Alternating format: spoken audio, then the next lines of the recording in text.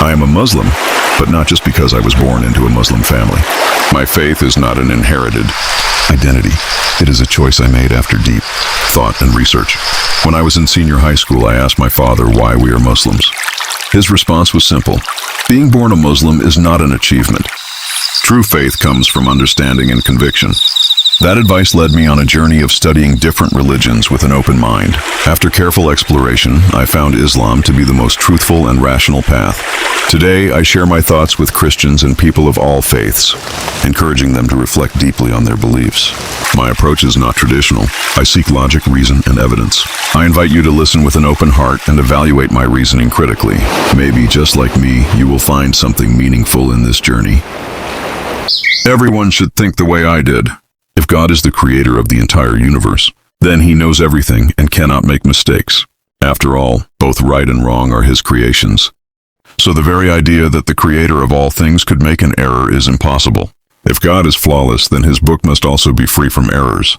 This understanding was already clear in my mind. During my studies, I always kept this thought at the forefront, knowing that a book revealed by God could never contain any mistakes. Before I dive into my main point, let me first share something important. The Bible as it exists today contains serious errors. I will not go into the specifics, but think of it this way. If you are given a textbook to prepare for an exam, and that book itself is flawed, then how can you expect to succeed? The same logic applies here.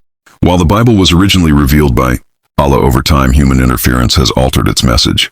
The fundamental teachings, especially the belief in the oneness of Allah, have been misrepresented, and the concept of the Trinity was introduced in a way that contradicts the original doctrine. Relying on such a corrupted text, in my view, is completely irrational. On the other hand, if I were ever to find a single error in the Quran, I swear by Allah that I would never follow it again. The Quran is perfect, and if it contained even the slightest mistake, I would have no reason to believe in it.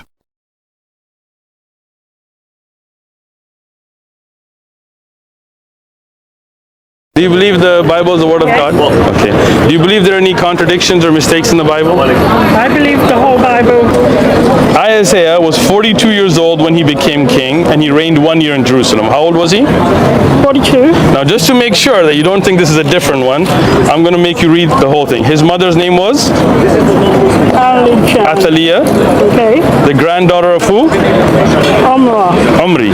This is in 2nd Chronicles, right?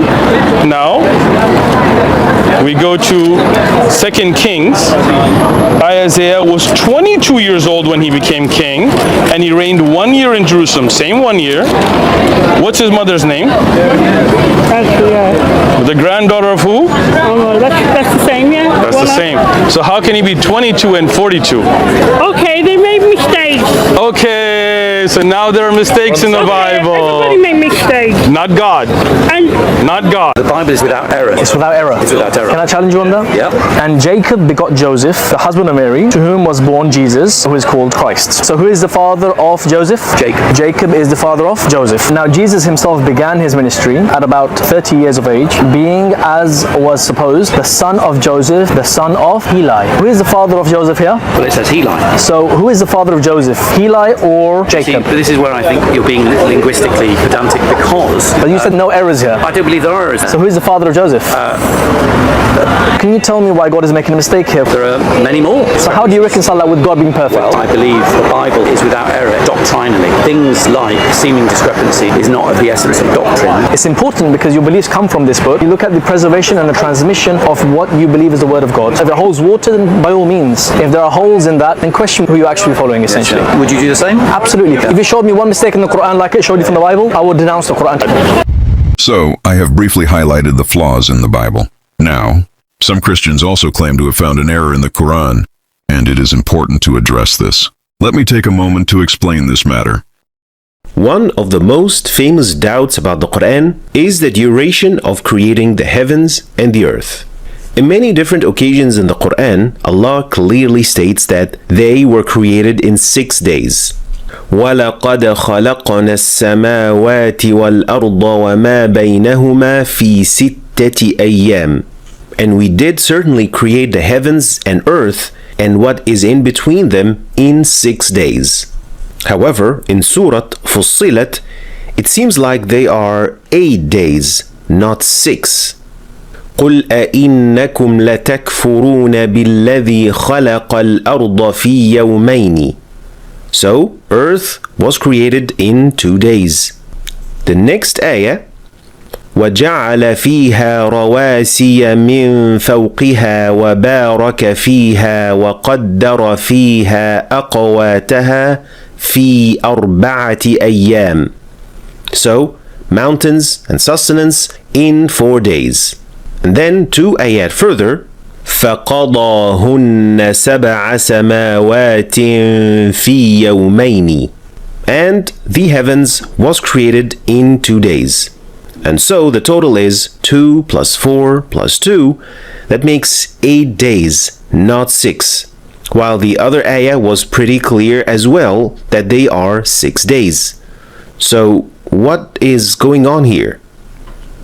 Well, the simple answer here is what Arabs call التداخل, or in English it is called interlacing. And this is a way that Arabs used to convey additions when adding numbers to each other. To simplify the concept of interlacing in Arabic, let us consider this example. Suppose you borrowed 2,000 dirham from someone, and you will give an amount back at the beginning of each month. So the first month you say, أعطيتك 1000 dirham, which means I gave back 1,000 dirham. The second month you say, أعطيتك 1500 dirham. So I gave back 1,500 dirham. And the third month you say, أعطيتك 2000 dirham. I gave back 2,000 dirham. Now, how much do you think I gave back? Well, if you think I gave 4,500, you're mistaken, because I gave back 2,000 dirham. Because in the second month, when I said 1,500, I actually meant 500 this time, plus the 1,000 from the first month.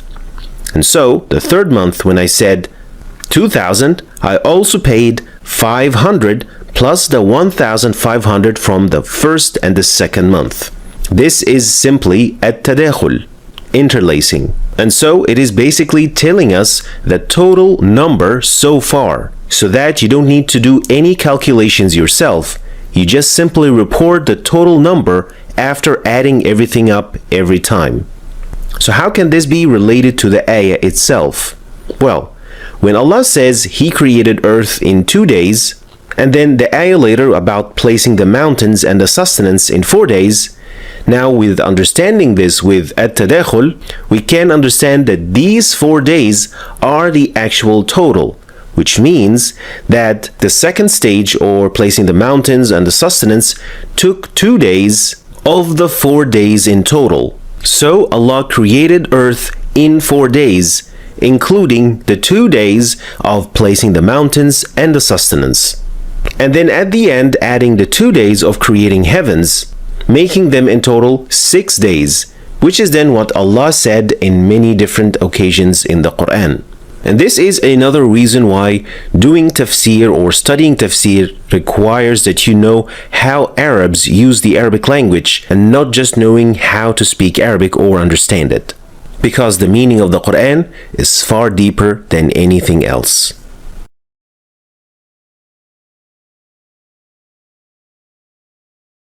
Even if one chooses to overlook the contradictions in the Bible, the greatest challenge remains the doctrine of the Trinity. No rational explanation can truly justify it.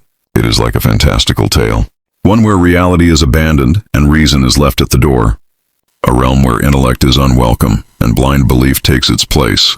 You are attempting to merge 3 distinct entities into one: God the Father, the Holy Spirit, and Jesus Christ. You call them separate persons, yet insist they are one being. This is not faith. It is a paradox that defies both reason and common sense, a belief that can only survive in a world detached from logic. I could never accept such a concept because even during my senior high school years, my mind was awake. I questioned, I reflected, and I refused to surrender my intellect to a belief that demanded its abandonment. But the Christian says that the Father is God, the Son is God, and the Holy Ghost is God. But they are not 3 gods, but 1 God. In his catechism, he continues that the Father is Almighty, the Son is Almighty, and the Holy Ghost is Almighty. But there are not three Almighties, but one Almighty. It continues, your catechism.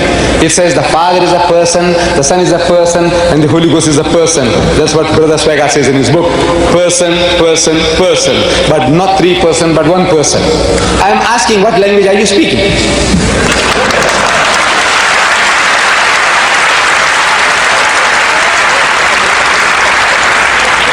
See, you said person, person, person, but not three person, but one person.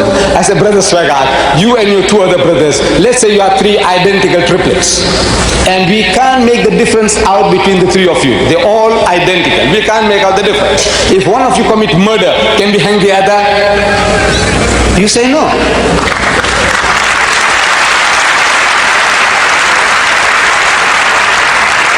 I'm asking why not?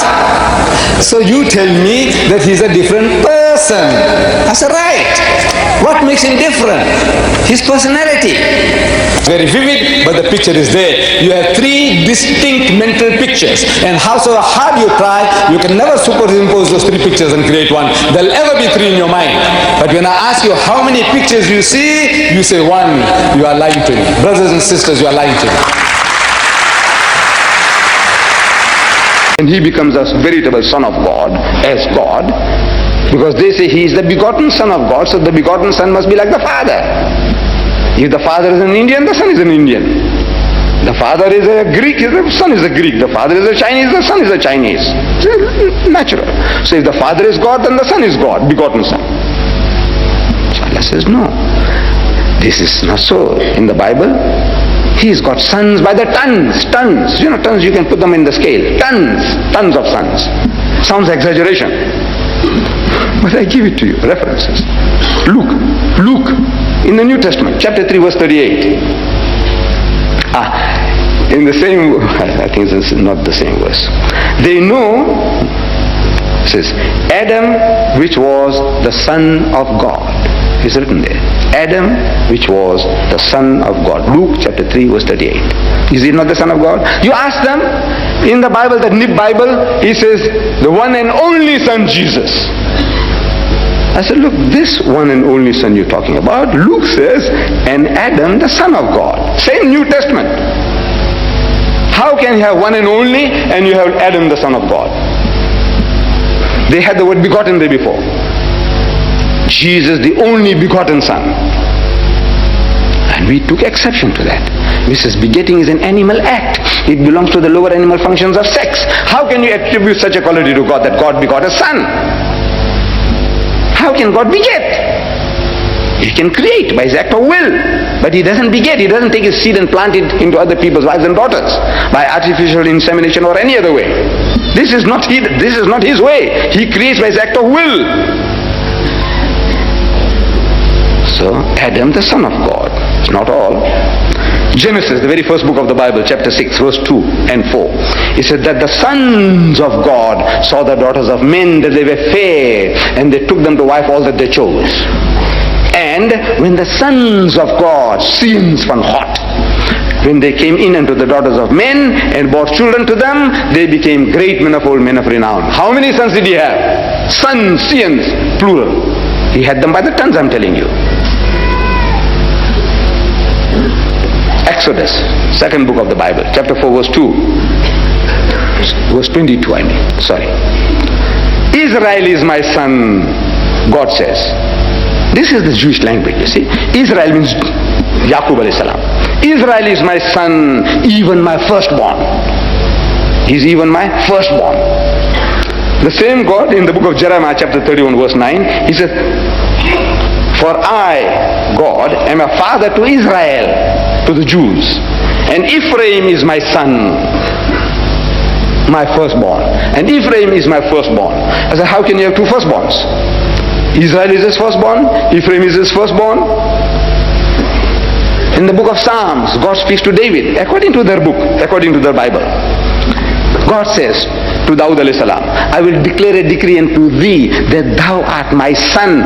This day have I begotten thee. I brought you into being today. This day have I begotten thee. Thou art my son. How many sons has he got? He's got them by the tons. In your book. But yet they have the audacity to say, one and only Son, Jesus. So what are you reading? This book, in your book. How do you account? I don't know how you can talk to people like that. How can you talk to people like that?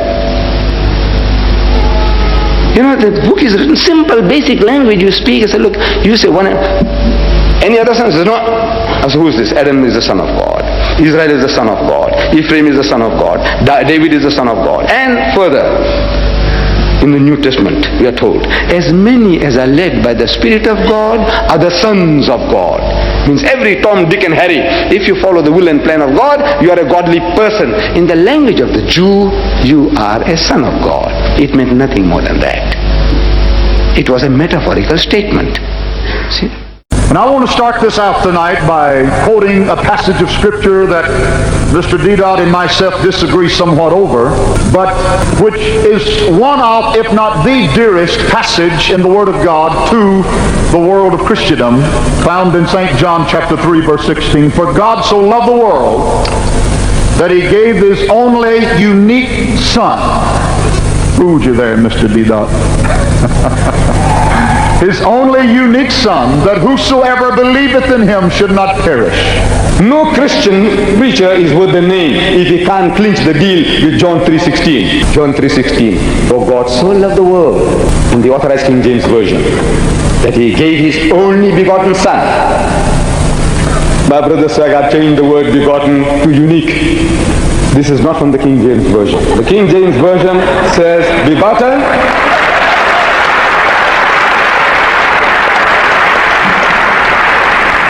I heard Brother Swagat on TV. He used the word begotten this morning.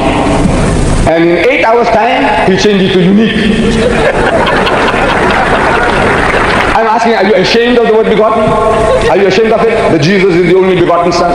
In the Holy Quran we are told, Lam yalid wa lam yulad. That God Almighty, he does not beget and is not begotten. And there is nothing like unto him. Wa lam yakul lahu kufuwan ahad. Then again, in very strong terms, the Quran condemns this idea that God begot a son, because begetting is an animal act. It belongs to the lower animal functions of sex, and we are not to attribute such a quality to God. And believe me, in 40 years, no Englishman worth the name has opened his mouth to me to explain to me what this word means, begotten. The 32 scholars of the highest eminence, backed by 50 cooperating denominations, they threw it out. Did the Muslims threaten you that, look, if you don't take that word out of the Bible, we won't supply you oil? Did they do that? The Arabs? Did they tell you no oil if you don't take this word out from the Bible? Why did you take it out? Because it was an interpolation. It was not the word of God. The Bible you are carrying, it has this interpolation. And you said this morning, I heard the tape, he said one word. Even one word. It says if it is not supposed to be there, it's there. It says the whole book should be thrown away. Whole book. But it's not only one word. There are chunks and chunks of it. In the end, I will leave you with this. There will be no second chances after death. No opportunity to rethink, no way to turn back. The only question that will matter is whether you accepted the truth or turned away from it. I have shared just a glimpse of the reality. A few simple arguments to show that Christianity is not the path of divine truth but a man-made construct. The choice is still yours. The time is now. Pick up the Quran. Seek the truth with an open heart. And embrace the guidance that Allah has preserved for you. Accept the Kalima Shahada, and one day, you will remember this moment with gratitude, not regret.